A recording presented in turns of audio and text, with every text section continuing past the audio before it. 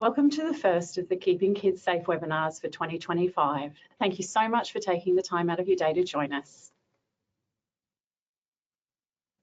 I'd like to begin by acknowledging that we're recording this webinar on Gubbi Gubbi country, and I want to pay my heartfelt respects to elders past and present, to acknowledge their continuing connection to land, waters and community, and to acknowledge that sovereignty was never ceded. And I'd like to extend that acknowledgement to any First Nations folks joining us online today. I'd also like to acknowledge those folks who have lived experience of child sexual abuse. I want to pay my respects to their amazing resilience, insight and grace.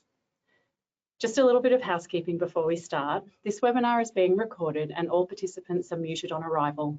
Questions have been collated upon registration and some of these will be responded to during the webinar. Please, we also encourage you to use the chat box today if you have any questions that come up during the session. The Keeping Kids Safe webinars have been running since 2023 and they are a part of the Bright Futures project here at the Daniel Morcombe Foundation. Bright Futures is a Daniel Morcombe Foundation national education and training project that addresses the issues of problematic and harmful sexual behaviours, technology-assisted harmful sexual behaviours and child sexual exploitation.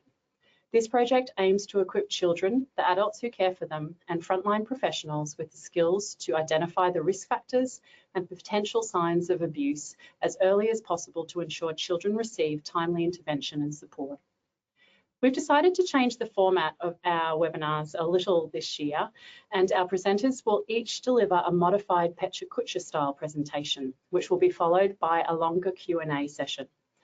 Pecha Kucha presentations are more focused on creating a sense of storytelling in presenters or by presenters.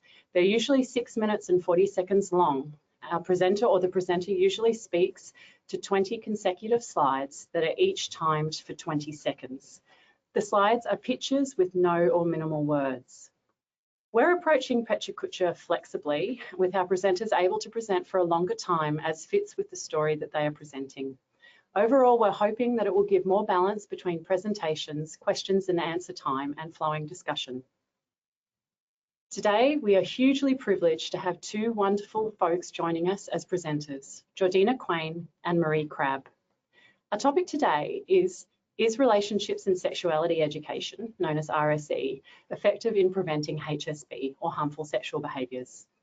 We'll talk about the best way to deliver RSE, including general principles and practicalities, how to make RSE inclusive and applicable for all kids and youth, as well as chatting about the ways of addressing pornography in RSE, and if RSE is effective in the public health prevention of harmful sexual behaviours.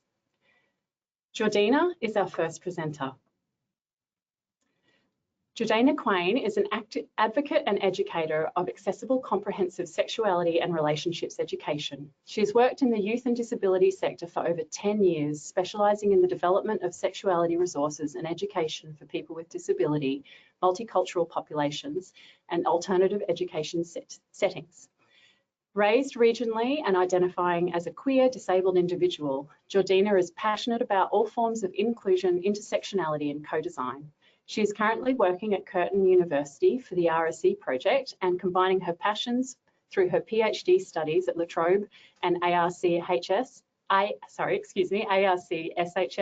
researching the effects of endurance sport on female athlete sexuality and sense of self. I'll hand over to Jordina now. Thanks, Jordina.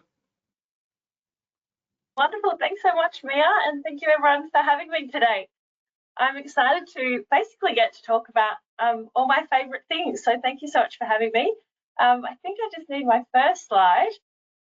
But for those, firstly, my presentation will be a little bit different. So for those who are visually impaired or may be listening to this while they drive or walk, I will be verbally describing the images on my slides.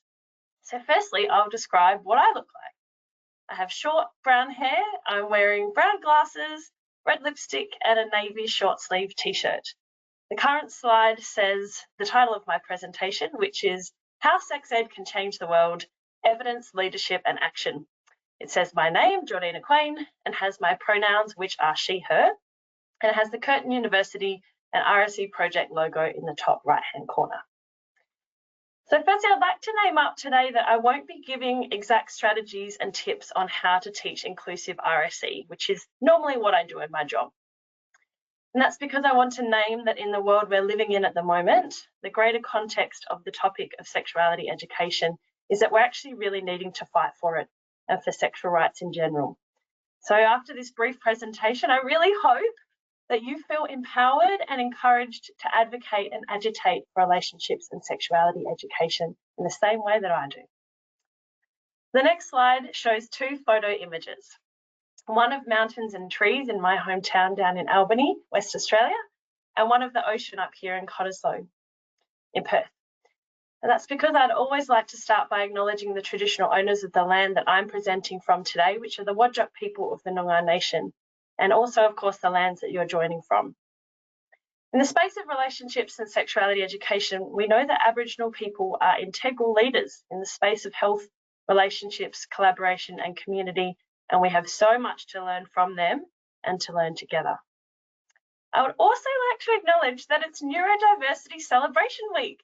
And as a proud ADHD myself, I know that it can be pretty tough out there. So it's great to know that we have a week that seeks to elevate and acknowledge all that our diversity brings to this world.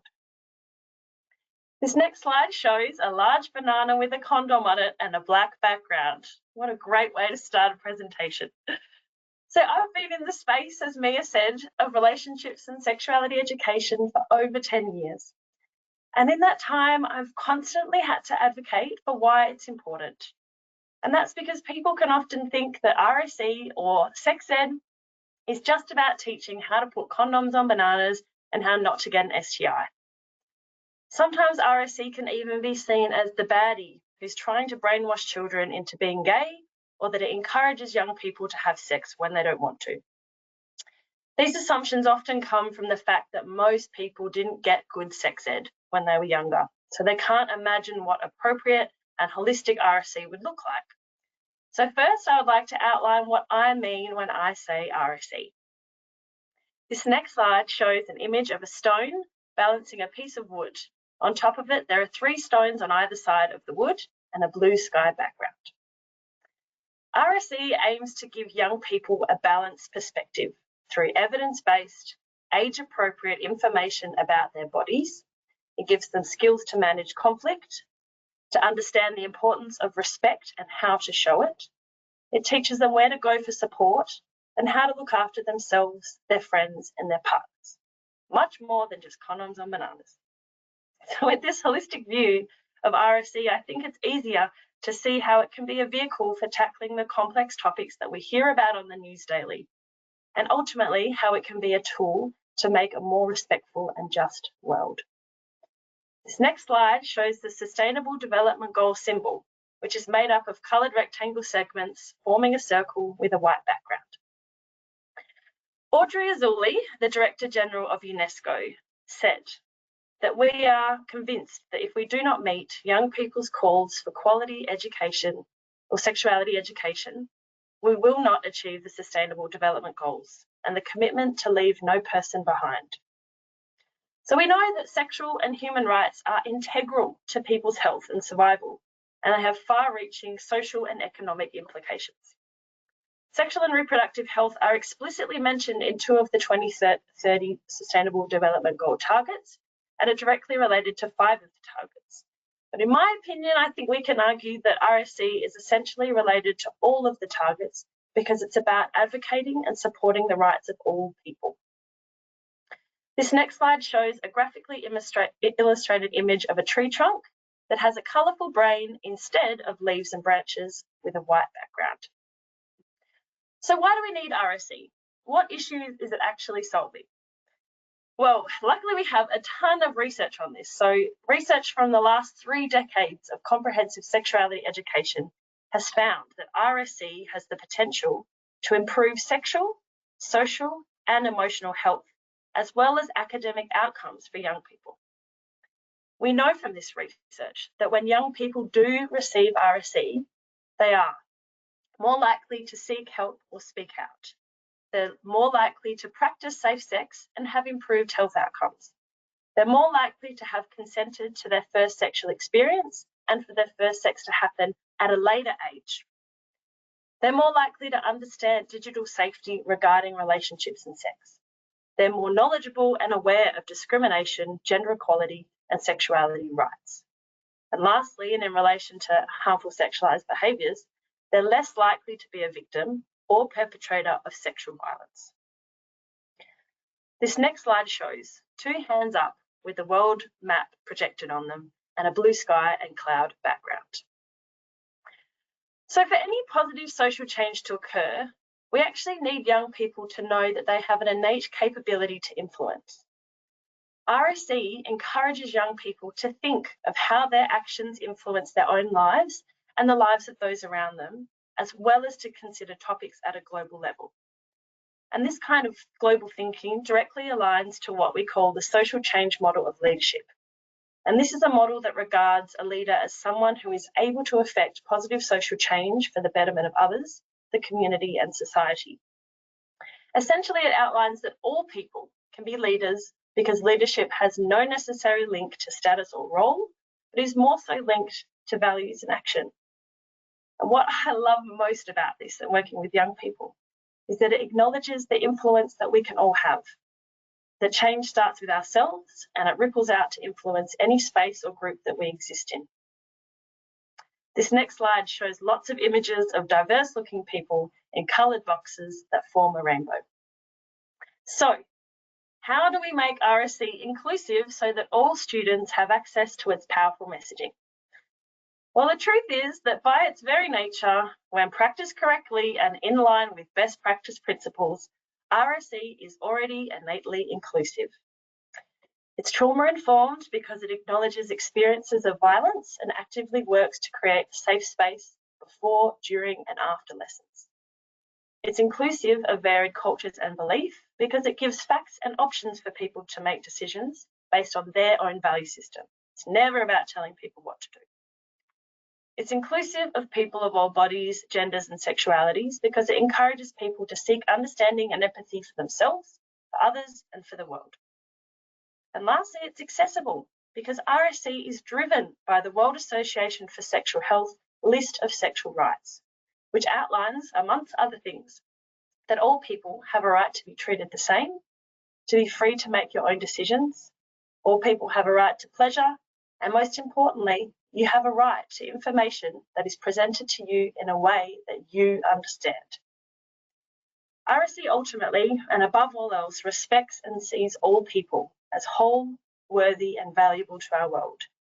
And in a world at the moment where othering and dehumanising seeks to grow fear and hatred of people who are different to us, I firmly believe that RSE is a key antidote because it offers humility, camaraderie, and kindness.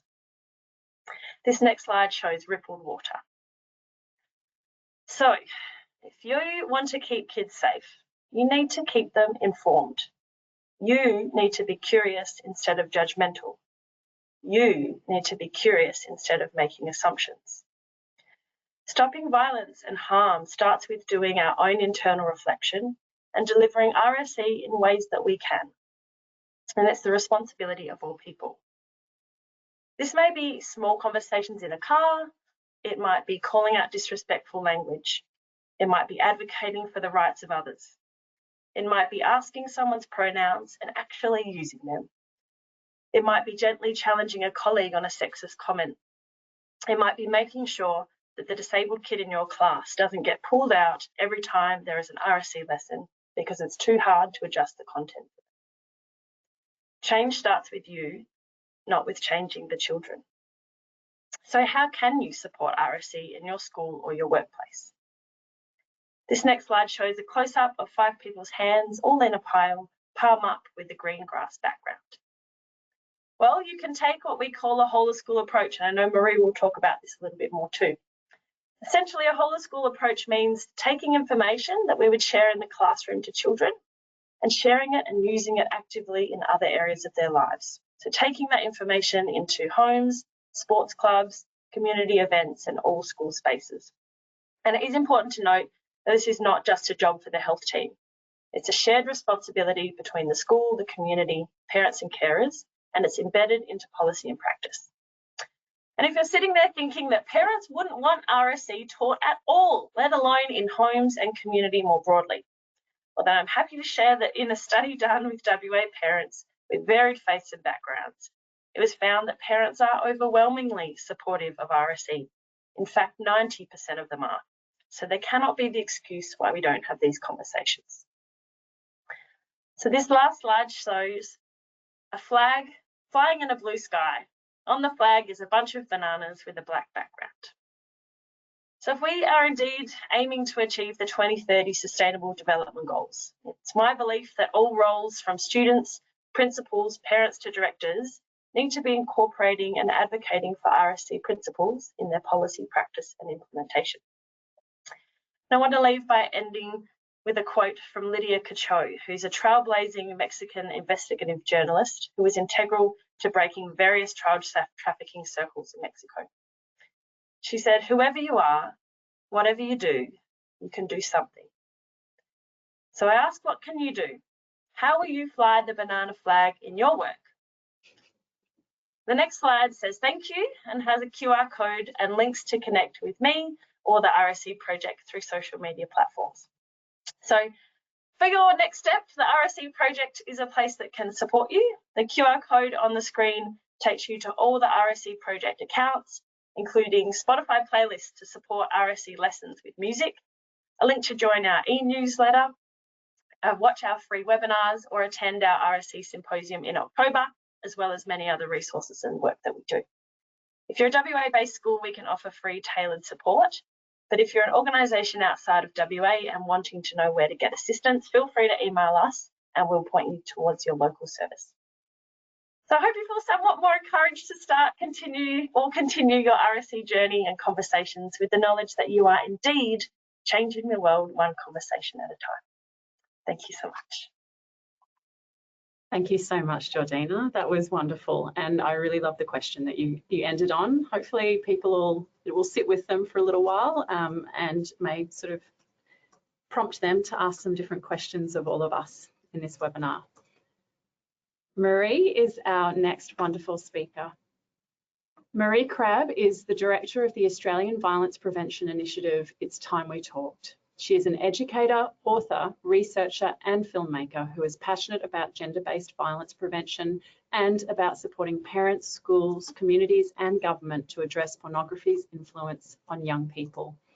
I'd like to introduce Maree now as she starts her presentation. Thank you very much, Maree. Thank you very much, Mia. And I'm just looking for sharing my window. Here we go. Perfect, Maree. Great. All right. Hi, everyone.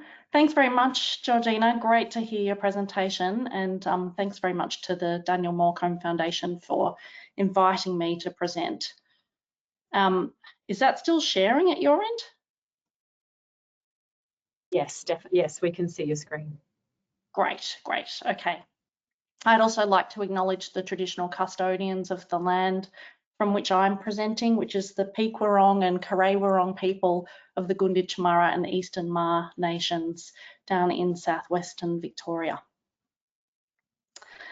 So Relationships and Sexuality Education seeks to equip children and young people with the knowledge, skills, attitudes and values that they need and we all need for relationships and sex that are good. That is, relationships and sex that are safe, respectful, equitable, pleasurable and consenting, where their health, well-being and dignity are supported and their rights protected, and so are the health, well-being, dignity and rights of others around them. It seeks to prevent the harms of inequality, exploitation, abuse and discrimination. And that's not an easy task for a whole range of reasons. One of those reasons is that what we're trying to convey through relationships and sexuality education is in conflict with messages that they're likely to be getting from a whole range of other contexts, perhaps from their family, from friends, from peers, from some sporting cultures and people in a range of leadership positions, including some political leaders on the global stage, and also from a wide range of media, television and films, advertising, video games, music videos, podcasts, people they see on social media, and pornography. If relationships and sexuality education is going to be effective at preventing sexual harm and building children and young people's capacity for good relationships and sex, it needs to address children and young people's lived realities, and it needs to do so in ways that are relevant, engaging, and evidence-based. We can't shy away from the difficult, uncomfortable issues. They need to be carefully incorporated into broader relationships and sexuality education in ways that reflect and respond to children and young people's experiences. For the last 16 years, the focus of my work has been on preventing pornography's harms to children and young people by supporting people, including school staff, to understand the issues and what we can do to address them. So what does that mean for relationships and sexuality education? There are 5 key things to understand about the issues, which I think need to inform how we approach these issues in relationships and sexuality education or in any other context. First, we need to understand that children and young people see pornography. They might see it on purpose for a whole range of reasons, including out of curiosity, for sex education, for sexual arousal, to keep up with their peers, but they also see it at high rates accidentally. One way or another, most children will see pornography by the age of 14. Boys are much more likely than girls to watch pornography and to do so regularly. Over half of young men aged 15 to 20 report using pornography at least weekly, with 1 in 6 reporting daily or more frequent consumption. For young women, those figures were 14% reported weekly or more frequent, and only 1% reported daily use. So very significant gender differences in terms of active consumption. My next slide has an aggressive image on it. The second thing is that what they're seeing is not a picture in a magazine, nor is it just people having sex. This is really critical for us to understand.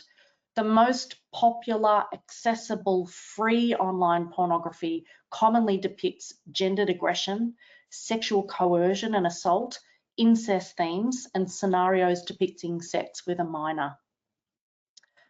Third, pornography has become a default sexuality educator.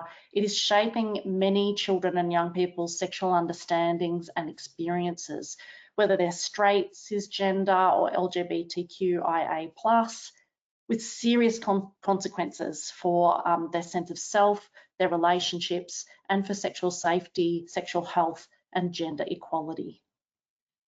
Fourth, pornography is contributing to gender-based violence, including an increase in harmful sexual behaviours by children and young people against other children and young people.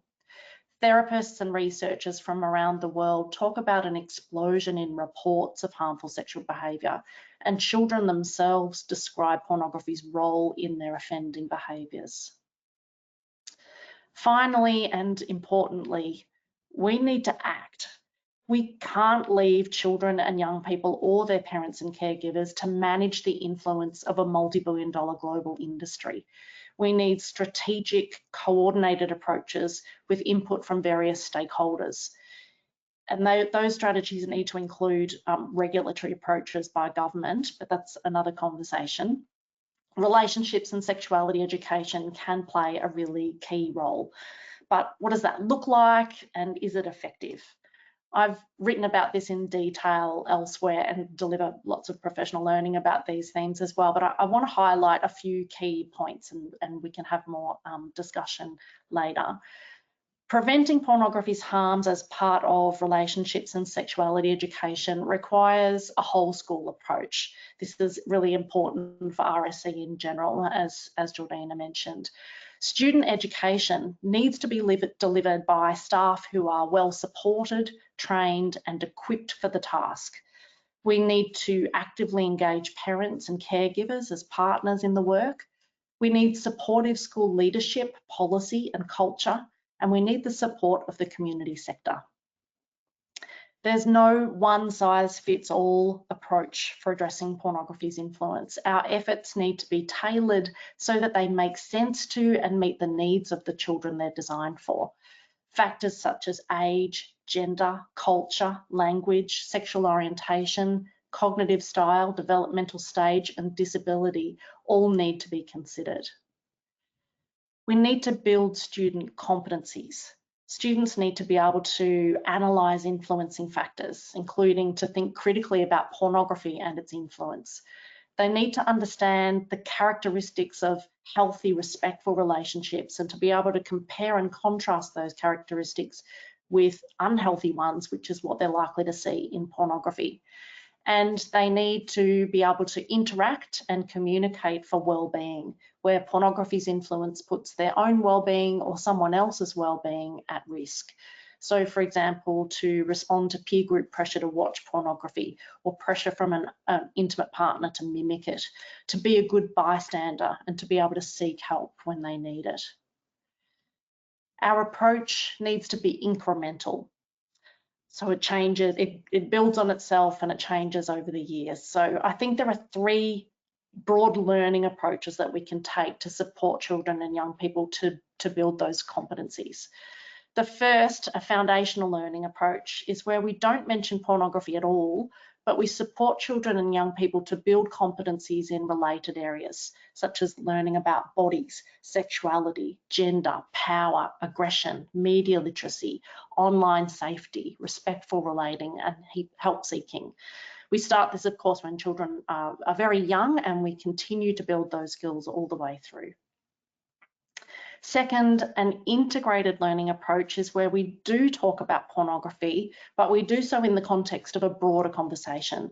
So, for example, we might be talking with young people about an issue such as pressure and consent, and we might talk about a range of scenarios such as pressure to drink alcohol or to vape, pressure to join in with the bullying, pressure to watch pornography.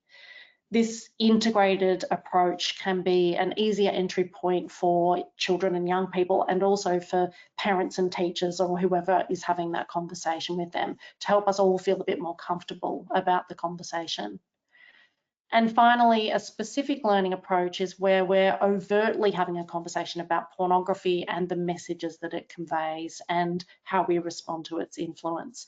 So we don't need to show children and young people pornography to support them in this kind of learning, and it's not legal to do that for a number of good reasons.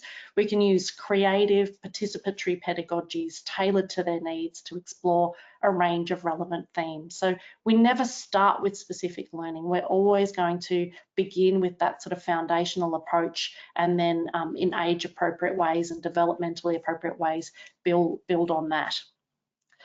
Research on the effectiveness of education in a range of related fields, so relationships and sexuality, media literacy and violence prevention, together with a small body of evidence about pornography literacy education itself, suggests that education addressing pornography's influence can be effective when it applies these kinds of principles.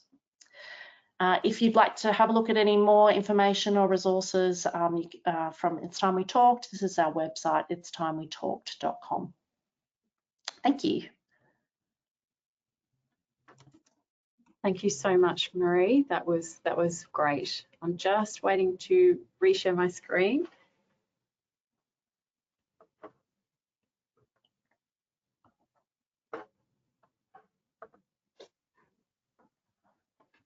Okay, so again, thank you so much, Maree and Jordina, for your really thoughtful presentations. We're now going to respond to some of the questions that you've either sent in or have posted in the chat today. The first question I'm going to throw to you, Jordina, and it's kind of starting off looking or talking about the holistic view of sexuality, sex and gender. You know, we're often very well schooled in what sexual health is, but the question is, what is sexual well-being? Yeah, thank you, Mia. And thank you for your presentation, Maree. I was enthralled. Sexual well-being is viewed as something quite different for different people. So if you're looking for a specific definition, there is a World Health Organization definition, which I did Google in case anyone was like me and likes very specific information. Let me find it. I've probably lost it now. Where did it go? Okay, so the World Health Organization defines it as a state of physical, emotional, mental, and social well-being in relation to sexuality, It's not merely an absence of disease, dysfunction, or infirmity. That's the World Health Organization definition. When I'm teaching or working with people, I would call sexual well-being something that is a part of everybody's life. It's not about whether you're having sex or not, because it's actually not just about sex. It's about your well-being as a person. So how do you feel about yourself, your personal self-esteem? How much do you value yourself and your skills? So it very much links to mental health and self-worth and things like that, as well as being linked to your relationships with others. Are you linked with the community? What are your relationships like with your friends and your family and your school? Through to your intimate partner relationships as well. Do you have a partner that treats you well, or are you someone who's really wanting a partner that can't get one, or doesn't know how to get one, or is in an unhealthy relationship? So it kind of blends a lot of topics together. I wrote a quick note to say that for me, it's a concoction of what is your knowledge related to sexuality, your confidence, your skill, your sexual health, and your safety. So it's a big mix of lots of different things. So it's a really convoluted answer. Maree, do you have a nice summary? I don't have a nice summary. I think that's great. I want to talk about pleasure and fulfillment, I think, as additions to what you've said. Well, they're integrated within what you've said, but just to kind of highlight those components. I think sometimes, particularly for young women, but and maybe women in general, just the concept that sexuality, our sense of self and our sexuality, and also our sexual experiences should be pleasurable, can just get lost on some people's agenda. And I think it's really it's an important thing for sexual safety as well, that if people are engaging in sexuality because it feels really good for them and for whomever they're sharing their sexuality with, then that sort of helps us be preventative of non-consensual experiences as well, and of things that can lead to painful sexual conditions, and in a whole range of ways. If pleasure is a focus, I think that's great. And I think fulfilling is some of the language that I've seen in some of the formal contexts too, around that our relationships and sexuality are fulfilling, and just that sense that it can be like a real joy in life. And so a deep sense of well-being might be incorporated in a sense of it being a fulfilling part of our sort of experience of life and of ourselves. Thank you both for those wonderful answers. Yeah, it's quite a shift from that goal-oriented idea or sort of conception of sex, isn't it? Whereas when you're talking about pleasure, satisfaction and respect and fulfillment, it really broadens what the definition of sex and sexuality can be. So thanks for those really considered answers. Maree, I might throw the next one first to you. This one is about pornography. And so the question reads, the anti-pornography movement treats all pornography as a problematic monolith. Is there pornography that can be used in RSE for teachable moments with youth? So, I mean, I think sometimes people define pornography in different ways, and sometimes people define pornography as sexually explicit content that depicts gender inequality or violence against women. And so sort of by definition, if that's people's definition, then by definition it's not going to be something that can be used constructively. If we're thinking about a broader idea of pornography being sort of through from erotica through to snuff porn where someone's killed at the end of it, then the question might be different. So as I sort of indicated in my very brief presentation, and I would usually speak for a lot longer about, our focus is on mainstream free internet pornography, because that's what children and young people are exposed to, and that is the vast majority of pornography. It's what most porn viewers watch, that sort of free mainstream content, and it overwhelmingly conveys harmful, problematic messages. At least gender inequality, even where everybody's the same sex, there's often gendered stereotypes and inequalities, but often also gendered aggression, incest, etc., as I mentioned. So I don't think there's very much pornography that can play a useful role in education, but the the thing I should have said first is that it's, and I said it earlier, it's not legal to show young people pornography.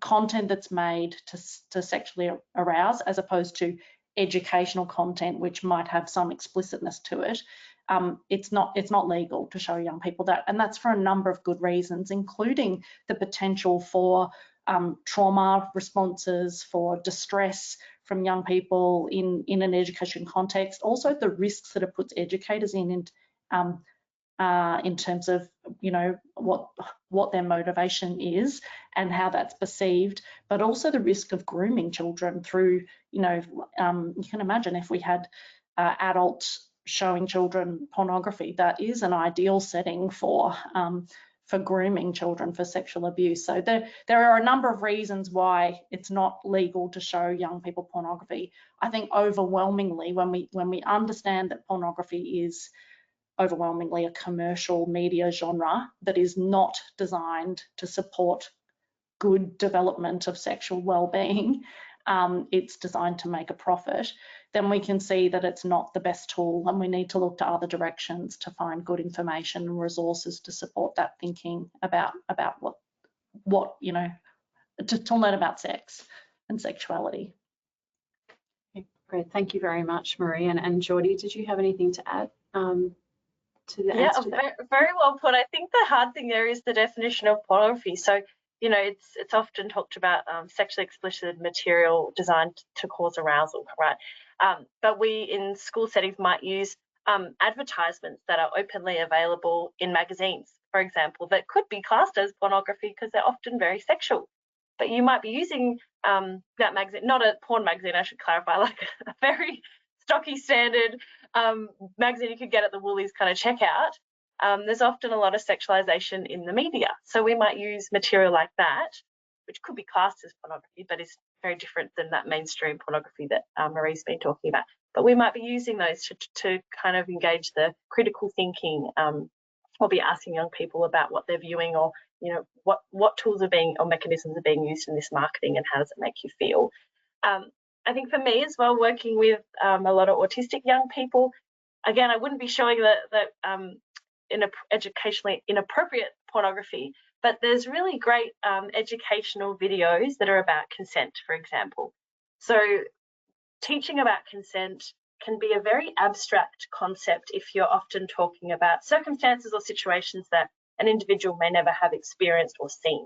So, for example, Planned Parenthood, which is an American organisation, the American version of our family planning, they have some great educational age-appropriate videos that would be for kind of older end of high school to show what consent looks and sounds like, to actually give a bit more of a realistic, concrete example for young people who might struggle with that abstract thinking. So I think there's definitely a place for including not porn, but materials that display consent and sexualization, because as Maree said, our young people are seeing sexualization everywhere. It's in video games, it's in marketing, it's in TV shows. And I know TV shows like Heartbreak High, which is an Aussie one, and Sex Education, which is an English one, do show great scenes around consent and sexual attraction, and even things like aftercare and conversations around sex or sexuality that can be really helpful. Yeah, but it's not the mainstream pornography that's being shown. Great, thank you very much. Yeah. Sorry, you go, Maree.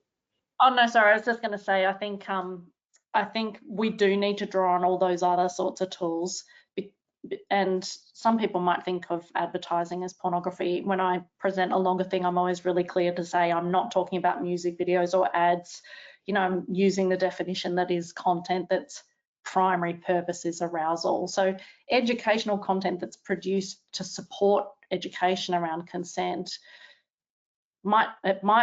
doesn't mean it won't be arousing for some people, but it's made for education rather than for arousal. And that can also get really blurred because the porn industry also creates things that they say are education about how to do this or how to do that, but they're very porn. So yeah, so these things kind of blur with each other. Okay, thank you so much, both of you, for those answers as well. I will move on to the next question. We have a few to get through, so thank you to all of our audience today. I'll throw this one first to you, Jordina. What are some quality resources to refer parents to when they have questions or they are trying to support their children? The first one that I think of, and there's honestly so many great ones. I think the thing about this topic is that there's actually a lot of really great organisations doing very evidence-based work across Australia. We're very lucky here to have so many great peak bodies. So the first one that comes to mind, I'll just name a few, is actually a WA health resource called Talk Soon, Talk Often. It's a physical book as well as a website. And that book is designed for parents to learn about all the things that they might have to teach and talk with their young person about throughout their lifespan. And it breaks down through chapters by age and stage about what topics are appropriate to be teaching and talking about. It gives a guide. Oh, thank you, Maree. You've got an old one. We have to get you a new one, but it's very similar. The new one's yellow, if anyone's seen it. But the thing I really love is that it's got answers to the tricky questions. How do we approach the tricky questions? But also, what are general advice for teaching and talking about sexuality education? Things like, it's okay to say, I don't know the answer to that, I'm going to have to look it up. Or, oh, I'm feeling a bit uncomfortable about this conversation, can I come back to it later? Or the main things around trying to be sex positive, I suppose, which is where we talk about providing options rather than telling people what to do. So in sexuality education, we'd often say things like, oh, some people might do this, some people might do this, some people might do this. These are the options that you have. So this resource, Talk Soon, Talk Often, really tries to be like the handbook for parents to know how to approach and answer those tricky topics. So yeah, if you want a free copy, it can be posted to you, or the website is great as well. Planet Puberty, which is a family planning New South Wales resource, is incredible. It's specifically designed for young people with a disability, but it's for their parents of children with a disability. So it breaks down content a little bit differently into how we would approach topics like puberty, sexuality, relationships, but it's made for parents and has handy dandy videos and things.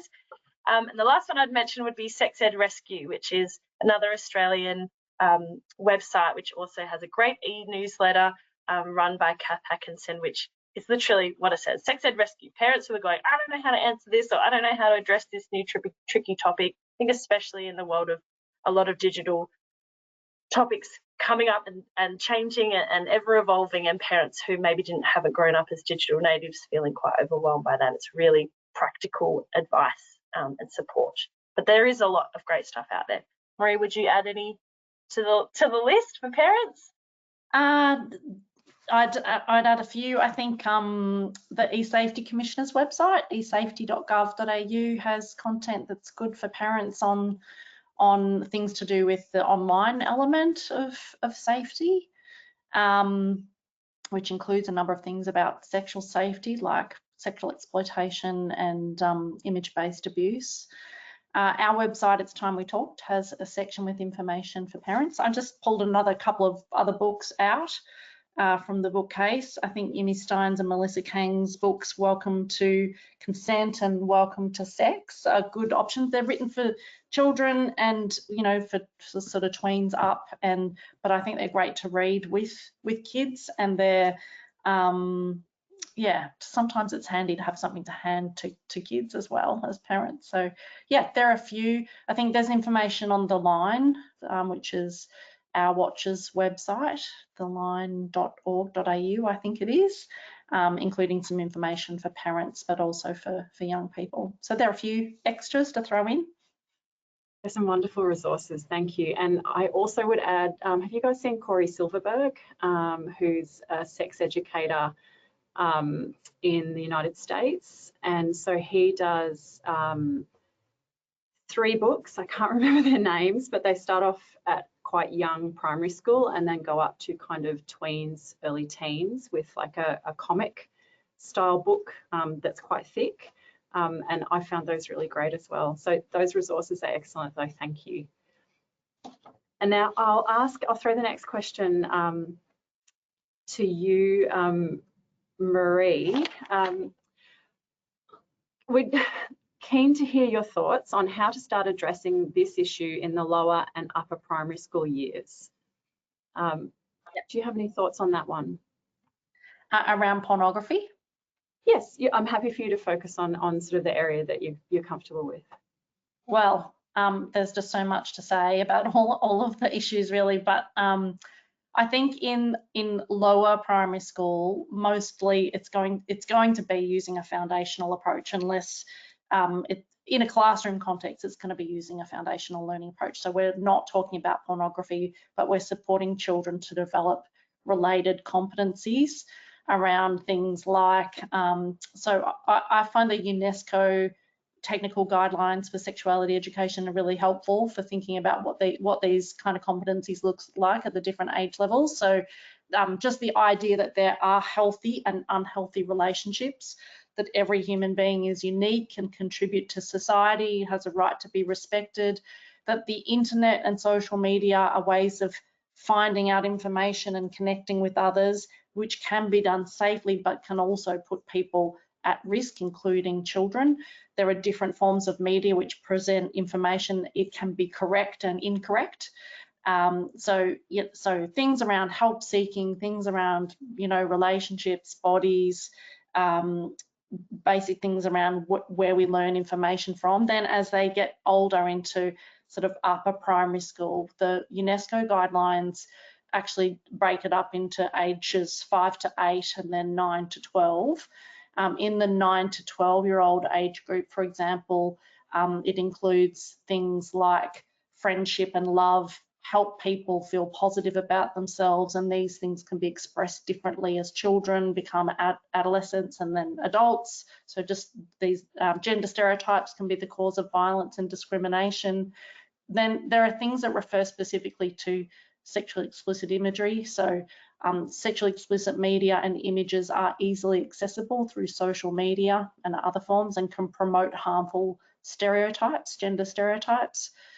Media can positively or negatively influence values, attitudes and norms about sexuality and gender, and those are all split up into more details as well. So they're general concepts around, as I mentioned earlier, this concept of analysing influencing factors. So we're thinking about the ways that our peers, our family, our culture, different parts of media shape our understandings about who we are, who people are, the way we, the way we should behave, what we should look like, all of those things. When we understand that we're influenced by all those kinds of factors, then we're better positioned to be able to understand that we can also make choices about what we allow to influence us and how we respond to those influences, rather than just thinking that they are the way life is, So in a context where children are likely to be exposed to pornography, we want them to know that there is media that's helpful and media that's not helpful. There's media that's not designed for children, that we understand that it can appear without them even looking for it, and they wouldn't be in trouble for talking with us about that. We actually want to know so that we can help them navigate what's going on for them online, and helping them think about those characteristics of healthy, respectful relationships. And we do that in age appropriate ways. So when they're in early primary school, we're thinking about kindness and sharing and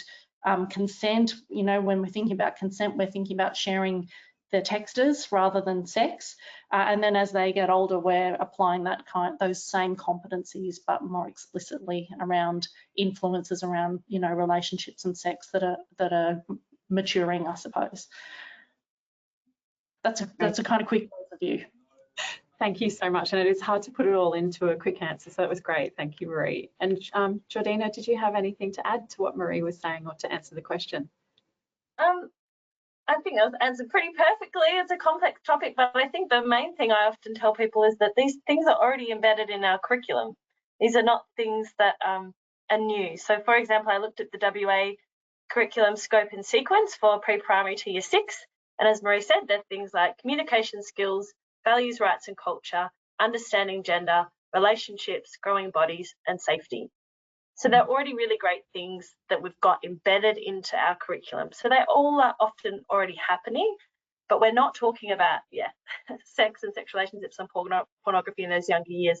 But this is the scaffolding of the foundational learning that gets us to be able to have the complex conversations around consent on pornography and digital literacy and unhealthy relationships and things like that. So yeah, it's just reassuring people that it's scaffolded and age appropriate and it's already in the curriculum, so it's being done, which is great. Excellent, thank you. Well, Jordina, the next question I'll throw to you first. It is, what barriers do kids and youth with disabilities face in the delivery of RSE?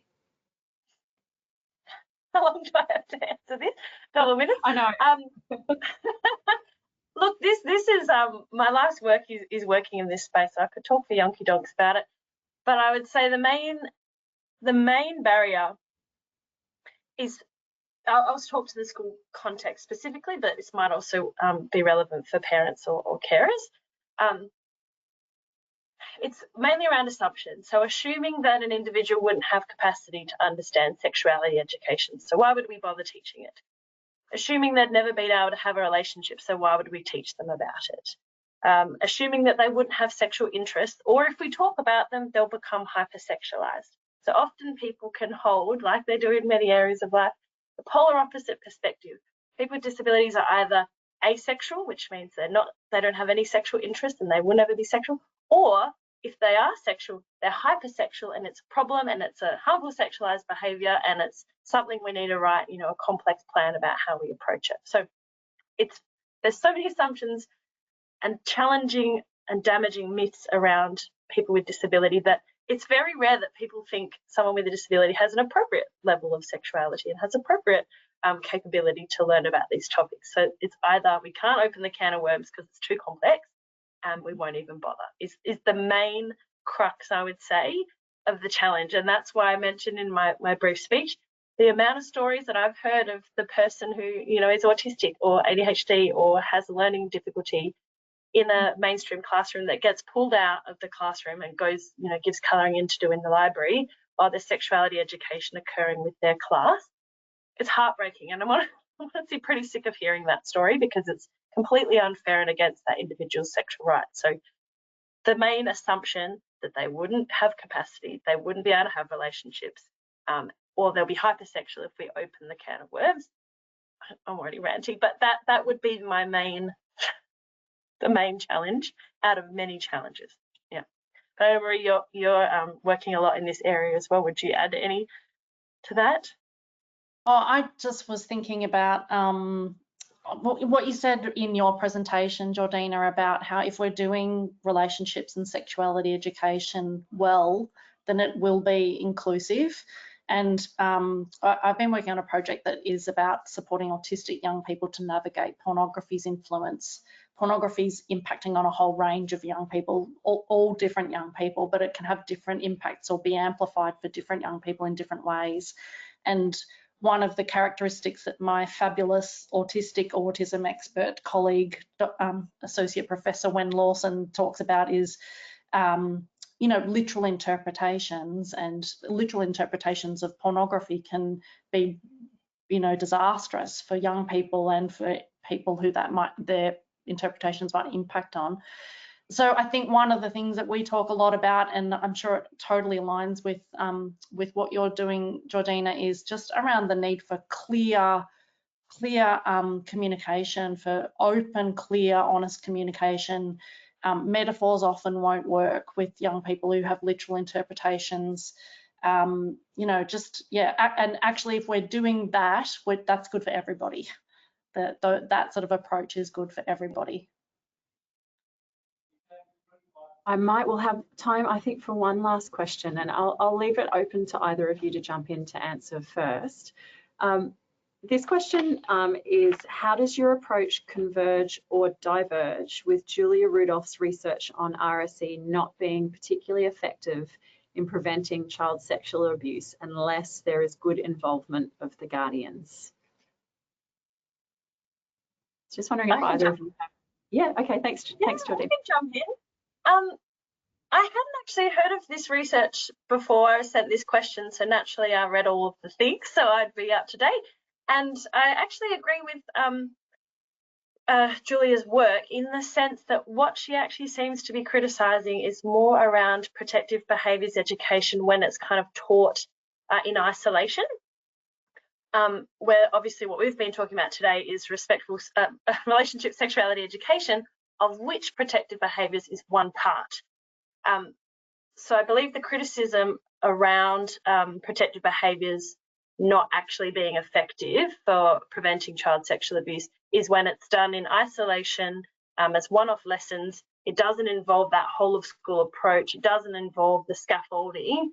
Of course, that's not going to have much of an impact. So I agree with their comments and their research, absolutely.